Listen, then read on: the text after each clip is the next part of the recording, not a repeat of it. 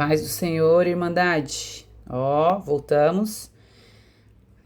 Estamos no capítulo 18 de Lucas. Gente, nós já começamos nesse capítulo anterior e no outro, a última semana de Jesus. Tudo que a gente está vendo aqui são os últimos feitos de Jesus antes da sua morte e ressurreição. Isso é lindo, né? Vamos orar? Oremos. Querido, Cristo amado, Senhor, o Senhor que conhece tudo em todos.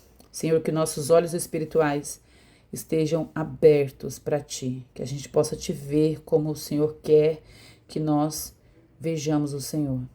Nos ajuda a tirar o tampão que provavelmente está nos nossos olhos, essas vendas miseráveis que o inimigo põe nos nossos olhos, ou que até mesmo a gente põe, né, e fica culpando o inimigo, Senhor. Faz a gente cair em si e ver o Senhor, ver aquilo que o Senhor quer que vejamos, para a Tua honra e exclusiva glória, por amor ao Teu nome, que eu oro. Amém. Gente, perdão, ainda vou dar umas tossidinhas, porque ainda tô no meio, gravo 2 vídeos por dia, então hoje ainda estou, é o dia que eu tomei a bezetacil. Tô igual criança chorona. Sabe criança que põe um band-aid num negocinho e fica... Tô eu assim. Ai, gente, eu tomei uma injeção. Eu tô assim. Dizem, o pessoal brinca da gripe masculina e mulher também tem. Bora lá, vamos ler. Vamos ler a palavra do Senhor, que é o que importa, né? Diz assim, a parábola da viúva persistente. Lucas capítulo 18. Jesus contou aos seus discípulos a seguinte parábola para mostrar-lhes que eles deviam orar sempre e nunca desanimar. Então, a explicação da parábola já está aqui, né? A gente não precisa se preocupar que a gente já entendeu. Era para quê? Para entender que a oração deve ser sempre e nunca desanimar. Jesus, ele fala por parábola para os discípulos para explicar essa intensidade da oração, que eles aprendessem a importância dessa oração persistente. Tá aqui, ó. Orar sempre, uma oração persistente. O valor dessa oração é o seguinte, ela nos leva para um lugar de paciência, de esperança, né? De que a gente ora, mas que a gente tem que entender que é preciso esperar. E aí ele conta essa história aqui, eu vou só ler os grifadinhos pra gente entender. De um juiz que não temia a Deus, acho que se eu pegar uma caneta menor fica menos, assim fica melhor talvez, né? Que não temia a Deus, nem se importava com os homens. Então era um juiz que não temia a Deus. E aí uma mulher daquela cidade, que era viúva, ela se dirigiu a ele e ela ia continuamente suplicando por justiça contra alguém que era adversário dela. Por algum tempo ele se recusou a atender aquela mulher, só que ela insistia, né? Embora, aí ele vem e fala assim, esse homem, esse juiz, né, que não temia a Deus e que não estava nem aí para os homens, ele diz assim, embora eu não tema a Deus, nem me importe com os homens, esta viúva está me aborrecendo e vou fazer justiça. E aí ela recebe o que ela queria por causa da insistência. E aí o Senhor continuou, prestem atenção no que diz o juiz injusto. Acaso Deus não fará justiça aos seus escolhidos? Olha isso, gente. Que clamam a ele dia e noite. Olha o que Jesus está falando. Continuará fazendo-os esperar? Eu digo a vocês que ele lhes fará justiça e depressa. Contudo, quando o Filho do Homem vier, encontrará fé na terra?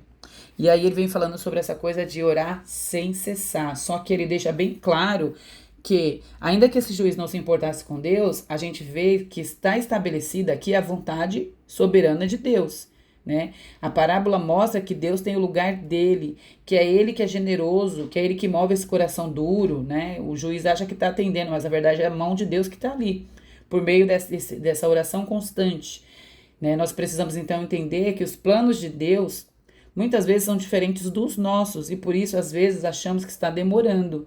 Mas nós não podemos perder a fé enquanto a gente espera, que é o que essa mulher mostra para nós aqui. Fé enquanto esperamos. Do 9 ao 14 é bem interessante, eu vou ler aqui os grifadinhos. A parábola é uma outra parábola do fariseu e do publicano. E até circulei aqui, ó, a primeira falava sobre orar sem cessar. E olha, lembra que eu falei que as parábolas elas conversavam e acabavam trazendo o mesmo assunto? E essa daqui tá orar também. Ó, há alguns que confiavam na sua própria justiça e desprezavam os outros. Jesus contou esta parábola. Então, a primeira ele contou para os discípulos para ensinar a intensidade da oração, necessária e contínua da oração. Agora ele conta para aquelas pessoas que desprezavam os outros. Isso por conta de fé também, né? Ele diz assim: 2 homens subiram ao templo para orar. Então, eles foram ao templo orar. Um fariseu e o outro publicano.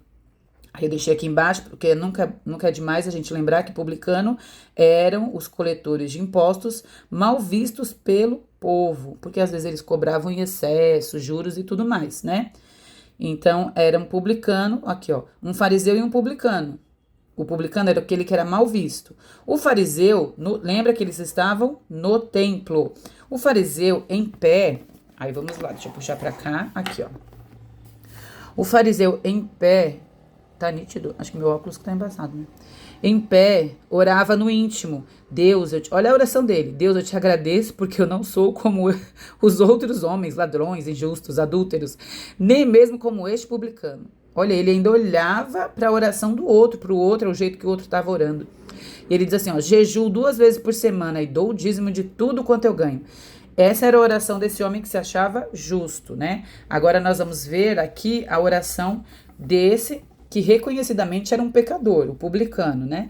O publicano, porém, ficou à distância, olha isso, ele nem sequer ousava olhar para o céu, mas batendo no peito dizia, Deus, tem misericórdia de mim, que sou pecador. Então, aí o texto continua falando, este homem, aí eu coloquei a setinha, porque era quem? O publicano. Então, esse publicano foi justificado diante de Deus, pois todo aquele que se exalta será humilhado e todo aquele que se humilha será exaltado. Isso era Jesus falando para essas pessoas que julgavam as outras. E aí a gente consegue ver aqui uma diferença quando a gente olha para o texto, né? A gente vê que o fariseu, ele estava no templo, os dois estavam no templo, só que o fariseu estava de pé, né? E olhando a vida do outro lá. O publicano, ele ficou à distância e ele nem ousava olhar para o céu. Então, o fariseu olhava a vida dos outros, enquanto que o publicano, ele não ousava nem olhar para o céu. Isso revela que ele sabia qual era o seu lugar, né? Esse publicano, que ele devia se diminuir. Quanto ao fariseu, revela que ele se justificava. Ele falava a Deus numa oração que ele era justo, mais justo que os outros. Aí o fariseu ainda completava falando assim, eu dou o dízimo, eu não peco como eles, eu cumpro as regras, eu jejuo. É isso aqui, ó, laranjinha, que o fariseu está fazendo, ele se justifica, né? E já essa era a oração dele, eu sou bom, ai como eu sou bom. Já o publicano, que reconhecia, ele batendo no peito, ou seja, ele esmurrava a sua humanidade caída, ele chegava a bater no próprio peito. Isso mostra assim que ele assumia, ele falava assim, sou eu sou errado. Então ele assumia os seus erros, pois batia no peito dizendo, sou pecador, e clamava por misericórdia. Então nós temos um exemplo aí a ser seguido. E como é que nós estamos agindo? Deus sabe de todas as coisas, né? E também do nosso coração. Que a gente possa aprender a clamar por misericórdia e não ficar justificando os nossos atos, né? E aí, no 15 ao 17, tem aquela parte que ele fala das crianças que, ó, traziam as crianças e para Jesus impor as mãos. E os discípulos repreendiam, e aí Jesus fala, deixem vir as minhas crianças, as criancinhas, em outro fala, né, as crianças aqui, e não as impeçam, pois o reino de Deus pertence aos que são semelhantes a elas. Em verdade, lhes digo que quem não receber o reino de Deus como uma criança não entrará nele. É bem interessante, né? E aí, agora nós já vamos, aqui ele fala, Jesus e o homem rico, nós também já vimos esse texto aqui. Aí, puxei. Jesus e o homem rico, eu vou ler os grifados para vocês relembrarem. Diz assim, ó. Um homem importante, tá vendo aqui? Um homem importante, até coloquei um asterisco aqui. Um homem importante perguntou, bom mestre, o que farei para herdar a vida eterna? Aí, resumidamente, Jesus disse assim, você conhece os mandamentos? Não adultere, não assassine, não furte, não dê falso testemunho, honre seu pai e sua mãe. A tudo isso tenho obedecido desde a adolescência, disse ele.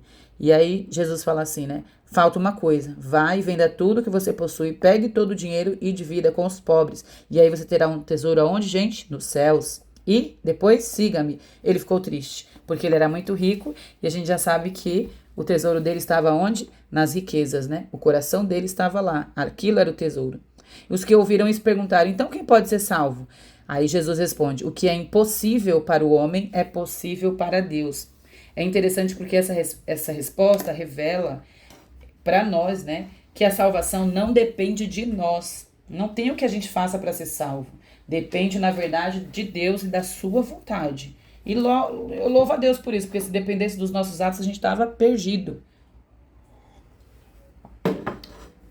Aí Jesus fala mais uma vez aqui, tá vendo, ó? Jesus prediz novamente a sua morte. E uma coisa interessante, ó, Jesus chamou os discípulos à parte para falar disso. E aí ele disse, ó, tudo que está escrito, ele vem ensinando, ó, pelos profetas acerca do Filho do Homem se cumprirá. Aí ele fala tudo o que ia acontecer, ele diz assim, ó, o açoitarão, matarão, e no terceiro dia, porém, ressuscitará. E eles não entenderam. E aí, depois eu volto a falar disso, porque agora a gente vai entrar aqui, ó. Um mendigo cego recupera a visão. Aí, vamos continuar. Quando Jesus se aproximou de Jericó, um homem cego estava sentado à beira do caminho. Então, um homem cego à beira do caminho, pedindo esmolas. Aqui. Então, ele era mendigo, né? Ele pedia esmolas e ele era cego e estava à beira do caminho. Ao ouvir a multidão passando, ele perguntou o que estava acontecendo. Disseram-lhe, Jesus de Nazaré está passando. Gente, ele se pôs a gritar, Jesus, filho de Davi, tem misericórdia de mim. Os que iam adiante o repreendiam para que ele se calasse, mas ele gritava ainda mais. Então, quando o repreendiam, ele gritava ainda mais. E o que ele gritava? Jesus, filho de Davi, tem misericórdia de mim. Jesus parou e ordenou que o homem fosse levado até ele. Quando ele chegou perto, Jesus perguntou, o que você quer que eu te faça? E ele disse o quê? Ai, gente, olha isso. Senhor, eu quero ver. Ele disse para Jesus, Senhor, eu quero ver. Ele não via com os olhos carnais, mas ele tinha escutado sobre Jesus. Oh, Pai. E aí, Jesus disse para ele assim, ó, recupere a visão, a sua fé o curou. E imediatamente ele recuperou a visão e seguia Jesus, glorificando a Deus. Olha o que esse homem se tornou, um seguidor de Jesus. Ele glorificava a Deus. Olha isso, quando todo o povo viu, deu louvores a Deus. Que história maravilhosa. Não é maravilhosa essa história? Quando todo o povo viu, deu louvores a Deus. Gente, perdão. É interessante que aqui mostra um homem cego que estava à margem, né? Ele estava à margem, tá escrito aqui, ó, à beira do caminho, né?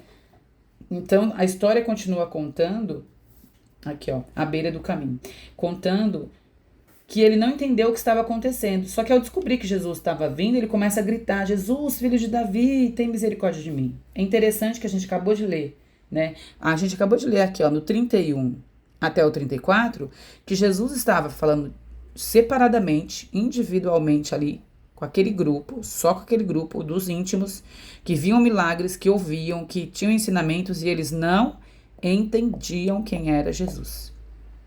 E aí, esse homem cego, diferente dos discípulos, ele estava à parte, que é o que está escrito aqui. Mesmo tendo, assim, ele só escutou falar sobre Jesus, ele teve fé, revelação de quem era Jesus. Olha isso, eles não entendiam, tinham intimidade e não entendiam sobre a ressurreição, sobre a morte. E esse homem, à margem do caminho, diferente dos que caminhavam com Cristo, ele estava à margem, separado do caminho. Gente, isso é até poético, é lindo. Ele estava separado, mas ele teve fé suficiente para abrir os olhos espirituais e ver pela fé, e não pelos olhos carnais. Os discípulos olhavam para Jesus com os olhos carnais. Tanto é que eles queriam revolução, né? E quem de fato via Jesus era um cego. Quem teve esse entendimento era um cego. Via, que eu digo, via com olhos espirituais, porque ele gritava, Jesus, filho de Davi. E mesmo sendo repreendido, ele continua gritando ainda mais. Eu pensei que assim, só repreenderam ele porque ele era excluído da sociedade, porque ele tinha uma deficiência visual e estava mendigando, porque o texto diz que ele pedia esmolas, né? Se fosse um homem rico e importante, como a gente viu aqui, ó, esse rico aqui foi falar com Jesus e deixaram, né? As crianças tentaram falar com Jesus e não deixaram. Este homem aqui, ó, o fariseu, achava íntimo de Deus aqui, ó, não é? Então, se a gente for ver o texto, ele fala da mesma coisa, né? Que coisa impressionante, quando a gente começa a ler o capítulo inteiro, a gente começa a entender algumas coisas, né? Então esse homem foi colocado à margem e tentaram impedir que ele se aproximasse de Jesus. Eles julgaram aquele homem porque ele era cego e mendigo, por sua aparência talvez. Acharam que ele devia ser desprezado, não devia estar importunando o Senhor, né? E nós devemos clamar por misericórdia, porque talvez a gente já tenha feito isso com alguém. Precisamos olhar para nós mesmos, pedir misericórdia e perdão a Deus. Mas também tem o outro lado, aquelas pessoas que talvez estão me ouvindo agora, que talvez tenham sofrido isso, né? Talvez você tenha sido colocado, tentaram te impedir de chegar até Jesus. Mas o texto ele nos ensina o que fazer quando alguém tenta te impedir de ir até Jesus. Sabe o que ele fez? Ele continuou clamando com todas as suas forças. E ele não via nada o que estava acontecendo, se Jesus estava parando, se Jesus estava vendo, se Jesus estava longe. Ele só tinha o quê? Fé. Fé, e clamava por Jesus. E ele gritou em alta voz. É aí que nós vamos receber também esse olhar de Jesus. Quando os nossos olhos abrirem, nós vamos ver o olhar de Jesus. Que seja assim conosco, que seja assim de verdade, que a gente viva tudo aquilo que o Senhor sonhou para nós. Aleluia. Em nome de Jesus.